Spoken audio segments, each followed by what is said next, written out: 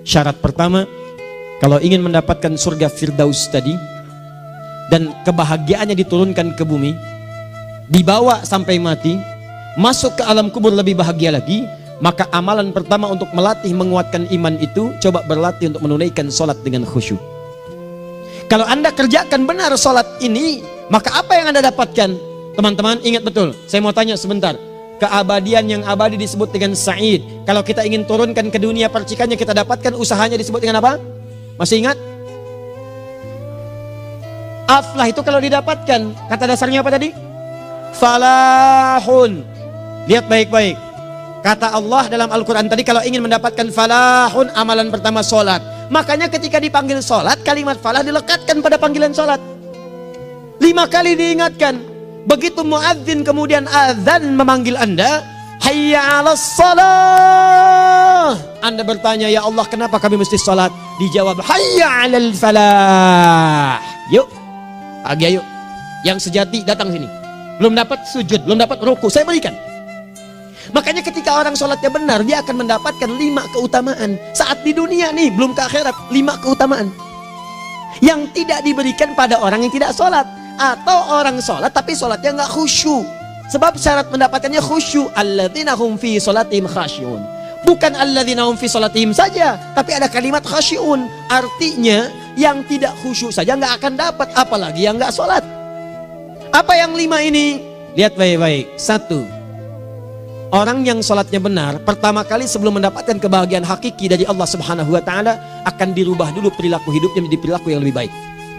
Kalau orang itu sholatnya benar, maka sholat itu akan melatih dia untuk berubah, bertransformasi jadi orang baik. Itu ada di Quran surah ke-29 ayat ke-45. Innas sholata tanha 'anil fahsya'i wal munkar. Sumber keburukan cuma 2, kalau bukan fahsya itu munkar. Maaf, pornografi, porno aksi, LGBT, kata-kata jorok, kotor itu fahsya. Di orang sholat kata Allah, mustahil berkata-kata kotor. Orang sholat tidak akan pernah mencela. Orang sholat tidak punya kata-kata jorok. Jadi kalau ada sekarang orang yang sholat senang mencela orang lain, itu berarti ada masalah dalam sholatnya. Dan dia belum dijamin sebagai ahli surga terbaik. Dan hidupnya nggak bahagia. Nggak bahagia. Aneh nih. Sholat tapi senang celah orang. Aneh. Aneh. Yang paling bahaya adalah menikmati celahannya. Itu yang paling aneh. Anda ngaji. Anda ikut taklim. Taklimnya sesuai Quran. Taklimnya petunjuk sunnah. Anda sholat, Anda puasa. Tapi Anda masih senang mencela orang lain. Dan menikmati celahan itu. Kalau nggak mencela, kayaknya nggak komplit kehidupan. Maka ada yang salah dengan ibadah Anda. Ada yang keliru. Karena mustahil taat bertemu dengan maksiat. Itu mustahil. Mungkar, keburukan yang diingkari oleh hati. Sumbernya nafsu perut dengan akal. Bohong, mencuri, menipu, membunuh, merampok, membegal, mabuk dan sebagainya. Itu namanya mungkar. Orang sholat gak mungkin mengerjakan mungkar. Jadi kalau sholat kita benar, cukuplah Anda sholat, maka Anda akan jadi orang baik. Makanya kata Nabi, Anda punya anak dari kecil ajarin sholat. Sholat kalau naik jadi balik, kerjakan terus. Kasih pelajaran membuat dia mengerti. Kalau masih susah, berikan pelajaran. Ini sering diterjemahkan dengan memukul. Mukul di Arab beda dengan konteks mukul sekarang. Mukul di Arab tuh ngasih pelajaran supaya ngerti. Anda bisa terjemahkan dengan konteks lain. Uang jajannya tahan, yang kesukaannya simpan dulu. Bisa dengan konteks kekinian. Tapi poinnya, kenapa anak Anda dari kecil ajarin sholat, sampai kenalkan dengan masjid, ajari 3 tahun bawa ke masjid, kenalkan dengan masjid. Gak ada masalah lari-lari itu sebelum waktu sholat. Kenalkan dulu. Dulu orang-orang tuh begitu, sebelum waktunya dikenalkan, jalan, begitu lari, biarin dulu. Setelah itu diberi pengertian. Nah, ini bukan tempat berlari, yang berlari di sana nanti, yang di sini nanti akan ada orang-orang baik semuanya. Terus anda lihat berbaris, baris rapi. Kalau pengen baik ikutan baris nanti. Terus nanti ada yang mimpin di depan, namanya imam. Imam itu siapa ya? Tetangga kita bukan yang Pak Imam, bukan. Kalau tetangga kita namanya Imam S. Arifin. Kalau yang ini imam sholat namanya. Imam sholat itu nanti akan pimpin menyembah Allah. Allah siapa ya? Allah itulah yang memberikan ayah rizki. Allah itu yang memberikan ayah rizki sehingga bisa beli tobot buat kakak, beli robokar poli. Ini yang poli, ini yang embers, ini yang heli. Ini dulu kakak semuanya tuh. Yang kasih Allah. Nanti kalau kakak bagus bisa ikut rapi di sini. Allah akan senang, akan ditambah lagi oleh Allah. Oh begitu ya. Datang, begitu caranya. Ini bukannya waktu sholat belum dikenalin tadi bawanya main-main di masjid. Bahkan ada yang agak repot lagi, di rumahnya susah diatur, dibilang kamu ini susah diatur, main sana ke masjid. Disuruh main, ya main di masjid. Yang salah bukan anaknya, orang tuanya. Apa rahasianya anak itu disuruh ke masjid, suruh sholat? Rahasianya, begitu anak itu sholat dengan baik, maka dia akan tumbuh jadi anak baik di kemudian hari. Itu maksudnya. Nah, sekarang saya agak bingung ini. Pendidikan TK sekarang salah sih? Enggak, cuma saya agak bingung mikirnya. Ini anak belum diajarin sholat, udah diajarin manasik. Itu bagaimana cara berpikirnya Ferguson?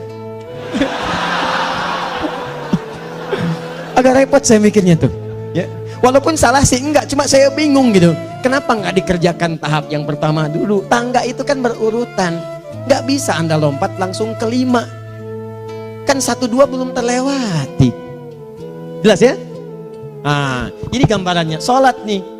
1 pasti baik. Ini kalau sekarang sholat, lisan belum baik, mata belum baik, sampai ke kaki, berarti ada yang salah sholatnya tuh. Ada yang nggak tepat. Tangan sembarangan, snack orang ngambil. Awas. Tuh sendal orang, mau wudhu nggak ada sendal, pakai sendal orang. Udah bilang belum? Kehujanan pakai payung orang. Udah bilang belum? Ya kan gampang Ustaz. Ini kan juga mungkin diikhlaskan karena Allah. Ya ikhlas, cuman pakainya belum minjam. Bagaimana kalau sedang pegang payung itu keluar, Anda meninggal? Coba mikirin ke situ. Coba ke kantor. Kalau didorong proyek yang nggak jelas, minta tanda tangan, pikirin dulu bagaimana kalau meninggal. Kemarin saya sama teman-teman artis saya katakan begini. Anda ya, kalau Anda mengaji dengan saya, jangan pernah menerima peran maksiat. Walaupun itu sekedar adegan, tapi itu maksiat. Kalau bayangkan ketika Anda memerankan itu, Anda diwafatkan oleh Allah Subhanahu Wa Taala. Maka demi Allah saya katakan tidak ada faedahnya Anda ngaji sekarang, ngaji besok. Ketika Anda menerima peran itu, Anda wafat dalam keadaan bermaksiat di hadapan Allah Subhanahu Wa Taala. Maka saya pun katakan pada Anda, ayo belajar yang betul. Pahami, bangun sholat, belajar, dalami seperti orang tua kita dulu. Tinggalkan nyontek, budaya yang gak jelas. Rasakan ketika nyontek Anda wafat. Apa yang Anda dapatkan? Di Libya itu, kalau nyontek, di Libya ya, saya pernah sekolah di Libya nih. Itu kalau nyontek, dibiarin aja dulu. Dan rekornya 100% ketahuan. Begitu sudah selesai, cuma jeda 2 jam, langsung ada panggilan. Si Fulan silahkan datang ke kantor. Apa yang disediakan di kantor sudah siap. Anda diberi waktu 2 jam dari sekarang, siapkan beres-beres koper Anda. Di sini tertulis Anda akan pulang. Tiketnya sudah lengkap, dikawal 2 orang. Dituliskan di situ anak ini nyontek gak boleh kembali ke sini. Libya. Gak ada, zero tolerance bagi yang seperti itu. Keluar. Kami gak terima di sini. Harusnya begitu. Gak ada faedahnya. Yang kita butuhkan amalan dari ilmu, bukan nilai-nilai itu sementara. Gak ada. Sudah. Nah ini akhirnya begini kualitasnya nih. Tertulis di ijazahnya bagus, cum laude, IPK-nya 4, tapi nggak ada aplikasinya. Yang pintar banyak, kita butuh yang baik, pintar yang baik. Sekarang yang pintar banyak, kepintarannya dipakai untuk nipu orang. Itu yang bahaya. Ahli hukum banyak yang dihukum. Ahli ekonomi tidak bisa mengangkat perekonomian. Apa yang salah? Apa yang salah? Ini yang jadi persoalan. Tapi dasar manusia, begitu di sidang mulai pakai peci, pakai baju koko, pakai tasbih, dan pakai kerudung. Luar biasa. Nih 2. Orang kalau sholatnya benar, Allah akan berikan ketenangan dalam jiwanya. Tenang hatinya. Jangankan musibah kecil, musibah paling besar pun tenang aja dia. Tenang, dia paham rumusnya. Allahu Akbar. Turun Quran. Surah ke-13 ayat ke-28. Ala bidzikrillahi tatmainnul. Yakinkan pada dirimu, zikir kepada Allah membuat hati tenang. Di antara turunan zikir amalannya adalah sholat. Dan dimana taunya Quran surah ke-20 ayat ke-14. Innani anallahu la ilaha illa ana fa'budni wa aqimis salata li dzikri. Saya Allah, kata Allah ke Nabi Musa. Tidak ada Tuhan selain saya, sembah saya. Bagaimana menyembahmu ya Allah? Tunaikan salat sebagai zikir kepada saya, zikir. Nah, maka kalau Anda sedang tidak tenang, ayo ke masjid. Banyak zikir itu, baca Quran zikir. Quran surah 15 ayat 9. Inna nahnu nazzalna dzikra. Kami turunkan Al-Quran sebagai zikir. Jadi kalau Anda sedang baca Al-Quran, Anda sedang berzikir. Ibu kalau sedang gak tenang, Bu, gelisah, gak enak, gak usah mengeluh, apalagi bikin status gak karuan. Ibu wudhu, ambil mushaf baca. Begitu sedang baca ada ketenangan dalam jiwa. Berdoa, zikir. Kalau sedang gak tenang, besok ada proyek, doa dulu. Doa itu memberikan ketenangan. Makanya doa disebut dengan zikir. Quran surah ke-7 ayat 205. Wadhkur rabbaka fi nafsika tadarruan wa khifatan wa dunal jahri minal qaul. Ayo berzikir, minta kepada Allah dengan segenap jiwamu, mohon dengan penuh ketawaduan. Nanti ketenangan diberikan. Menghafal Quran, baca itu zikir. Quran surah ke-54 ayat 17, 22, 32, 40. Walaqad yassarnal Qur'ana lidzikri fahal mim mudzakir. Menyebut nama Allah, Asmaul Husna itu zikir. Sedang ada persoalan, ya Allah, ya Allah, ya Allah, ya Rahman, ya Rahim, ya Malik, ya Kudus, ya Allah, ya Allah, ya Allah, ya Allah. Zikir. Dalilnya Quran surah kedua ayat 152. Fadhkuruni azkurkum. Sebut namaku, zikir. Apapun akan mengingatmu. Gimana menyebutnya? Ditafsir di Quran surah 17. Ayat keberapa? 110. Qulid Allah awid Rahman ayyamma tad'u falahul asmaul husna. Sebut nama Allah. Itu menenteramkan pada jiwa. Sedangkan sholat gabungan dari semua zikir tadi. Bukankah dalam sholat Anda baca Al-Quran? Bukankah dalam sholat Anda menghafal Al-Quran? Bukankah dalam sholat Anda berdoa? Bukankah dalam sholat Anda istighfar? Anda mohon digabungkan semua itu. Amalan sholat menggabungkan semua jenis zikir. Masa Anda nggak tenang juga? Makanya sholat, jangankan sholat ya, tempat sholat itu yang menenangkan. Tempat sholat, tempat paling tenang di muka bumi. Kalau nggak percaya silahkan ya, Anda sebelum masuk ke Istiqomah ini, begitu Anda masuk kan perasaannya beda kan? Lain. Silahkan cek, kalau cari ketenangan datang ke masjid. Masuk, wudhu masuk, sholat 2 rakaat tenang. Dekat kipas angin, saking tenangnya plek ngantuk tidur. Beneran, enak. Makanya saat Ramadan kalau orang pengen cari ketenangan, lihat di perusahaan-perusahaan penuh tuh musola pada tidur. Ya, mengamalkan hadis palsu. Ya, dia musoim ibadah, tidurnya orang puasa ibadah, hadis palsu. Nah, itu teman-teman. Itu gambarannya tiga. Orang yang salatnya khusyuk benar, itu dijamin langsung oleh Allah Subhanahu wa Ta'ala akan dimudahkan semua urusan hidupnya termasuk rezekinya. Ini yang saya katakan. Jadi saya katakan tadi, di akhirat ini, di surga, rezeki tinggal ngambil. Anda kalau benar sholatnya, itu langsung dijanjikan oleh Allah. Rezeki itu nggak perlu Anda banyak pikirkan. Ikhtiar sedikit, datang. Bahkan dari sisi yang tidak Anda duga. Apa dalilnya? Quran surah ke-65 ayat 2 dan 3. Ditafsir di Al-Baqarah ayat 2 dan 3. Wa may yattaqillaha yaj'al lahu makhraja. Ada orang yang meningkatkan takwanya kepada Allah, kami mudahkan urusan hidupnya. Setiap persoalannya diberikan jalan keluar, mudah. Solusi. Setiap ada problematika, ada solusi. Wa yarzuqhu min haitsu la yahtasib. Dan kalau dia ingin mendapatkan rezeki, bahkan kami kirimkan dari sisi yang tidak dia duga. Orang lain capek ini datang lagi, tawaran proyek datang lagi. Utsman tuh Masya Allah, kayanya banyak. Tapi yang paling dirindukan bukan saat mendapatkan peningkatan omsetnya, yaitu saat dia mendapatkan waktu khusus dengan Allah untuk sholat. Malam hari sampai-sampainya sempat sholat tahajud sampai khatam Al-Quran. Abdurrahman bin Auf demikian, Tamim Ad-Dari demikian. Sholat karena tahu sholat itu meningkatkan rizki. Karena tahu kuncinya ada di situ, Allah yang punya rizki. Disebut dengan Razak, pemilik rizki. Maka saya harus punya hubungan dekat dengan Allah. Kalau sudah punya hubungan dekat, mau apa aja gampang. Belum minta, udah diperhatikan. Silahkan cek, Anda punya hubungan baik dengan bos Anda di kantor. Ya, sebelum Anda minta, beliau udah pikirin tuh. Telepon bendahara. Dia udah ngambil belum gajinya? Belum Pak, tambahkan bonus sekian. Kenapa? Karena dia mengawasi Anda. Allah maha tahu dibandingkan dengan bos Anda. Mendekat kepada Allah, semua diperhatikan oleh Allah. Siapa orang takwa itu? Kalimat takwa pertama di Al-Quran Al-Baqarah ayat 2, amalannya ayat 3. Dzalikal kitabu la raiba fihi hudal lil. Siapa muttaqin itu? Ayat 3-nya. Alladzina yu'minuna bil ghaib wa yuqimunas shalah. Gampang. Kalau pengen mudah hidupnya gampang. Biaya nggak mahal, tenaga nggak banyak, tingkatkan takwa. Jadi kalau hidup Anda masih susah, di kantor champion, di rumah tangga bermasalah terus, atau sebaliknya, maka boleh jadi kalau gelar Anda tinggi, harta Anda banyak, tapi selalu punya masalah. Bukan Anda kurang hebat, bukan Anda kurang kedudukan, bukan Anda kurang kaya, Anda kurang takwa. Dan yang paling dahsyat, mungkin sholat Anda belum berkualitas. 4. Orang yang sholatnya benar, khusyuk dia. Bahkan saat sholat itu kalau dia minta, maka seketika doanya akan dikabulkan. Tanpa diskusi, langsung seketika. Contoh, Quran surah ketiga ayat 38-39. Demi Allah saya katakan, Nabi Zakaria punya masalahnya pelik. Sudah berumah tangga, istrinya divonis monopos, maaf bahkan mandul. Gak mungkin punya keturunan. Maka apa yang beliau kerjakan? Secara singkat beliau sholat. Begitu sholat minta kepada Allah. Hunalika da'a Zakaria rabbah. Di mihrab itu beliau bermohon kepada Allah. Bermohonnya sambil sholat. Qala rabbi habli min ladunka dzurriyyatan thayyibah innaka sami'ud du'a. Ya Allah, mereka katakan saya nggak mungkin punya keturunan. Sekarang saya ingin katakan, ya Allah, saya hanya minta darimu saja, saya nggak akan dengarkan mereka. Ya Allah, mohon Engkau maha mendengar, ya Allah. Maha mendengar doa saya. Kalau kepada yang maha mendengar aja nggak mengabulkan, kepada siapa lagi saya mesti minta?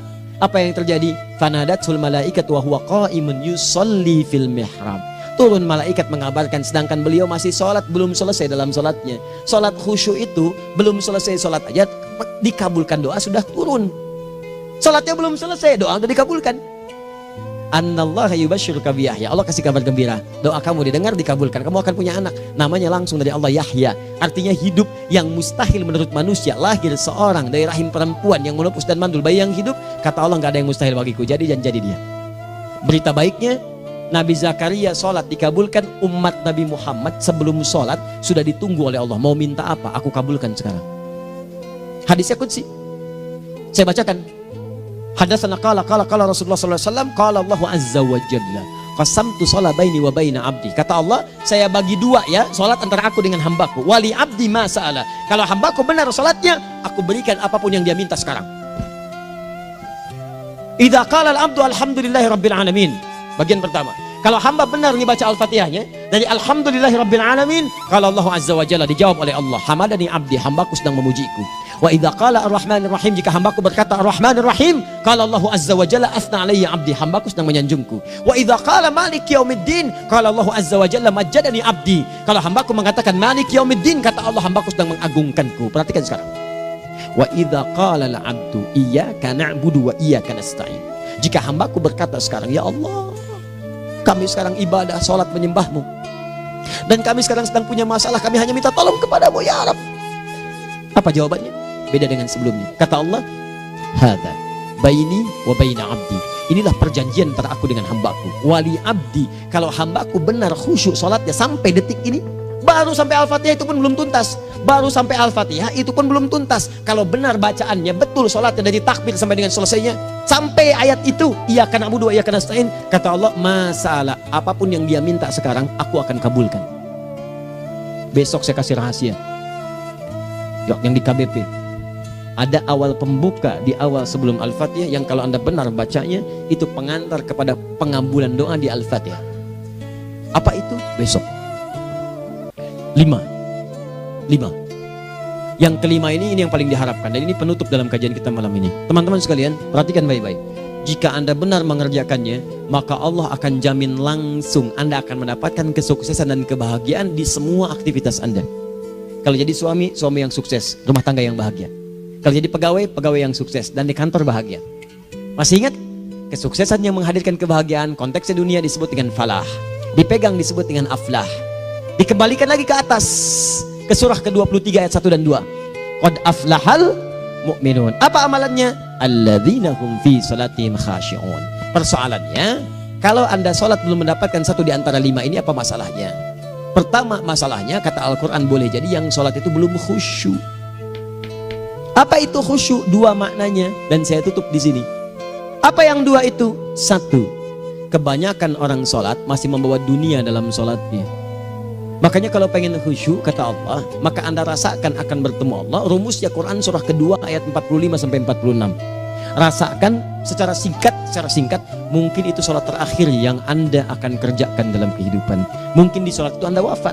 Kata Allah, alladzina yadhunnuna annahum mulaqu rabbihim. Orang khusyuk itu sudah kelihatan dari sebelum sholat, dia sudah merasa persiapan menghadap Allah. Persiapan ke manusia aja, dia sudah siap-siap, mandi dulu, ganti pakaian, pakai parfum, macam-macam dan sebagainya, hanya memenuhi undangan manusia. Allah mengundang Anda 5 kali dalam sehari.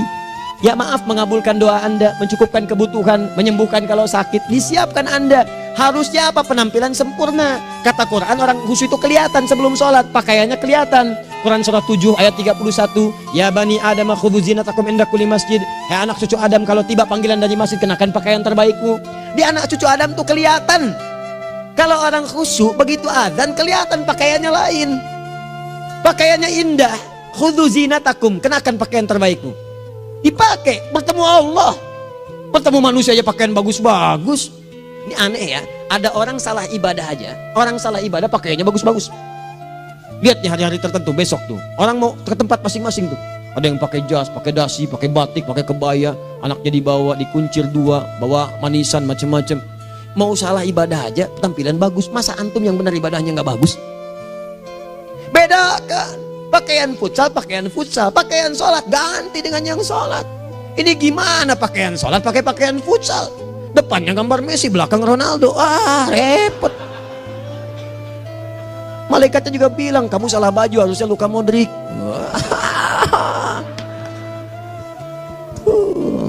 Apalah saya. Ayo mau tanya apa? Mourinho dipecat saya tahu. Lagi nganggur sekarang, ditawarin Benfica dia nggak terima. Sekarang jadi dia komentator di beIN Sport. Nanti sebentar lagi dia akan komentar di laga Saudi dengan Qatar dan komentar laga Arsenal dengan Al-Hilal. Digantikan oleh Solskjaer. Dia super sub dulu. Ya, super sub. Ya, the baby assassin, ya pembunuh yang berwajah baby face. Masuknya di akhir-akhir, gol. Sekarang melatih dia 5 kali kemenangan, belum kalah sama sekali. Saya hafal itu. Tapi masih di urutan ke-6. Tapi jaraknya ke yang keempat itu tinggal 3 poin lagi. Hafal saya, Liverpool tahu cuma 4 poin sekarang bedanya. Kemarin 7 kalah 2-1 sama Manchester City. Walaupun banyak analisis yang menyebutkan mungkin itu diberikan saja gitu kan. Karena ada yang lain-lain. Hafal kedua Manchester City. Hafal saya. Ayo mau tanya apa lagi? Tottenham Hotspur ke bawahnya, ada Chelsea, ada Arsenal, baru kemudian Manchester United. Liga Italia, wah udah gak kekejar Juventus. Ya, apa lagi? Dan seterusnya lah. Gak ada ujungnya bahas yang begituan. Jelas ya? Maksud saya, Anda tanya itu saya jawab. Tapi tidak menghilangkan ibadah kita yang lain. Dan apa ruginya? Ya tahajud dah. Apa yang bisa dikerjakan besok, lihat besok. Ya kan tahajud kan bisa besok. Ada orang tahajud jam 10 pagi? Gak ada. Lebih baik Anda kerjakan malam tahajud. Yang tidak bisa dilihat malam bisa dilihat besok. Cara berpikirnya bagaimana kalau besok meninggal? Gak kesampaian teman-teman sekalian. Gak kesampaian. Nah maka dari itu Anda kalau mau ada panggilan sholat, siap-siap baju yang bagus. Itu sempurnakan. Anda panggilan orang mandi, panggilan Allah, buka Quran surah 5 ayat 6, sempurnakan wudu. Ya ayyuhalladzina amanu idza qumtum ila shalah faghsilu wujuhakum, wudu yang baik. Berpakaian yang rapi. Kenapa? Karena boleh jadi saat dipanggil Anda wafat saat itu. Maka wafat Anda dalam keadaan yang suci, dengan keadaan tobat, dengan pakaian terindah pada saat itu. Yang kedua, maaf, orang-orang kurang khusyuk itu saya tutup. Yang kedua itu karena kebanyakan orang sholat tidak paham, tidak mengerti apa yang dibaca dan dilakukan dalam sholatnya. Jujur pada diri sendiri, jawab pada diri Anda. Sampai sekarang Anda sholat, berapa persen bacaan sholat yang Anda pahami? Jangan-jangan selama ini Anda sholat ribuan kali sujud, ribuan kali ruku. Gak ada yang paham yang dibaca. Sekian persen yang paham, bagaimana sholat Anda bisa khusyuk? Pekerjaan Anda dipahami, urusan akhirat Anda gak dipahami. Di mana cara berpikirnya? Aku yang bagaimana atau engkau yang harus bagaimana? Ya, coba berubah. Nah ini baru satu amalan, belum yang lainnya. Ada 5 amalan lagi yang kalau kita bisa turunkan itu, selain sholat yang khusyuk, maka jaminan tadi akan datang. Baru sholat khusyuk aja 5 datang, apalagi ditambah dengan 5 amalan lainnya lagi. Demi Allah saya katakan, dunia kecil sekali, gak ada nilainya. Akhirat aja enak, nikmat. Saya ketemu Ustaz Arifin beberapa waktu lalu, dan kita doakan semoga Allah berikan kesembuhan, kesehatan. Saya datang, biasa kita adamin berdoa, duduk. Bang istirahat, bang butuh istirahat, umat udah nunggu. Dah gak usah mikir yang lain, karena beliau cerita masjid, cerita zikro, cerita mana lagi. Ya insya Allah, nitipin ini, nitipin itu dan seterusnya. Dan yang paling indah adalah, bang kita saling panggil weekend. Nikmat, gak ada yang senikmat ini. Zikir, Allah, doa. Nah bayangkan sakit tapi masih nikmat gitu. Nikmat. Iya bang, saya paham. Istirahat dulu. Banyakkan nanti orang jengkuk. Saya pamit dulu ya, supaya bisa istirahat, supaya tenang. Lama kita pegangan tangan, ngobrol, saling mendoakan. Itu nikmat. Dan cara berpikirnya kalau sudah pakai iman, semua nikmat. Ada uang nikmat, gak ada uang nikmat, sakit nikmat. Karena cara berpikirnya lain. Nanti kita bertemu lagi, saya terangkan pada Anda. Dan saya contohkan satu kisah. Bahkan ketika ada orang yang diuji Allah dengan ujian yang sangat luar biasa, yang menurut sementara orang itu ujian sangat luar biasa menggetarkan jiwanya dan susah untuk bertahan, tapi orang ini nikmat saja menjalaninya. Nikmat. Ada yang di rumah tangga, ada yang di macam-macam. Contohnya banyak. Satu contoh saya berikan di malam ini. Sekali suami istri, wah luar biasa. Istrinya itu cerewetnya Pak, bukan cuma cerewet, ngeselin bagi suaminya. Maaf Bu ya, bukan ibu maksudnya. Jadi semua yang dikerjakan suami salah. Pengen mangga, ayah kalau kita sekarang dibeli mangga. Kenapa mangga yang ini? Saya pengennya mangga yang lain. Belikan mangga. Kenapa beli mangga aja? Jeruknya mana? Jeruk. Semua. Pokoknya semua yang kerjakan suami salah. Tapi suami tidak pernah mengeluh. Ini kerjakan, itu kerjakan. Satu kali, perhatikan cara memandangnya. Ketika iman sudah masuk ke dalam jiwa. Kata temannya, akhi, istri kamu ini begini, nyusahin kamu. Kenapa kamu gak cari yang lain? Kan gampang ada syariat. Udah pisahin aja cari yang lain. Kamu tenang ibadah. Apa jawabannya? Allah sudah turunkan surga ke saya lewat dia. Kenapa kamu meminta saya untuk menjauhinya dan meninggalkan surga saya? Ini cara melihat dia. Bukankah ketika ada berbagai keluhan saya sabar? Bukankah sabar mendekatkan saya ke surga? Allah kirimkan tipikal istri seperti ini supaya mendekatkan saya ke surga. Dengan itu kan saya banyak pahala. Saya sabar, pahala banyak. Sudah Allah berikan pahala kepada saya. Kamu malah nyuruh saya untuk berpisah dengan pahala itu. Perhatikan cara berpikirnya. Indah. Kalau rumah tangga seperti ini semuanya enak. Suaminya biasa-biasa, istrinya cantik, luar biasa. Begitu berdandan kelihatan kata suaminya, Masya Allah, wajahnya tak berpaling, mata tak berkedip. Kata istrinya, ya zauji madzabik, sayang kamu kenapa? Wallahi syakiran lillah bihadari, demi Allah aku bersyukur mendapatkan istri secantik kamu. Kata istrinya, nahnu fil jannah zauji, kita berdua di surga. Kata suaminya, kok bisa begitu jawabanmu? Iya, kamu bersyukur dengan keadaanku, aku bersabar dengan keadaanmu. Catat. Bukankah orang syukur dan sabar di surga? Tuh lihat, canda-canda orang-orang soleh itu begitu. Nikmat ketawa walaupun nyelekit di hati. Cuman bawaannya enak gitu. Nah, nanti itu ada tuh, nanti saya turunin tuh. Yang di rumah tangga, yang ini, yang itu nanti. Kapan? Pertemuan berikutnya. Ya, jadi kita cukupkan dulu di malam ini apa yang kita pelajari supaya nanti nggak terlampau banyak kita dapat materi. Cuma sayang sedikit mengamalkan. Saya sudah tuangkan di sini. Banyak saya tuliskan termasuk di keluarga, di macam-macam. Ini saya tulis tapi silahkan Anda baca. Kalau ada manfaat silahkan dapatkan. Kalau ada yang kurang silahkan sampaikan untuk dikoreksi. Semoga Allah muliakan kita semua insya Allah. Sekali lagi, perbaiki hidup. Jangan banyak mainnya. Dan sudah, jangan banyak membuang dengan yang sia-sia apapun yang dihadapi. Sekali lagi, tolong jaga kondusivitas, bantu negara kita, ketertiban, keamanan. Kalau saya menyampaikan sesuatu ada singgungan dengan yang kekinian, itu maksudnya koreksi masukan-masukan supaya diperbaiki. Tapi tetap dalam urusan pemilihan kita punya pilihan masing-masing yang tidak boleh dipaksakan. Jelas ya? Baik, jadi ya saya sampaikan sekali lagi. Pertama, pilih mana? Anda dipaksa harus ikut, atau yang kedua kita bebas memilih sesuai. Dah. Sudah ya. Jadi kita akhiri, subhanakallahumma bihamdika asyhadu an la ilaha illa anta astaghfiruka wa atubu ilaik. Wa akhiru da'wan alhamdulillahirabbil alamin. Berjumpa besok sesi terakhir fikih ikhtilaf di Masjid Ar-Rahman Kota Baru Parahyangan. Assalamualaikum warahmatullahi wabarakatuh.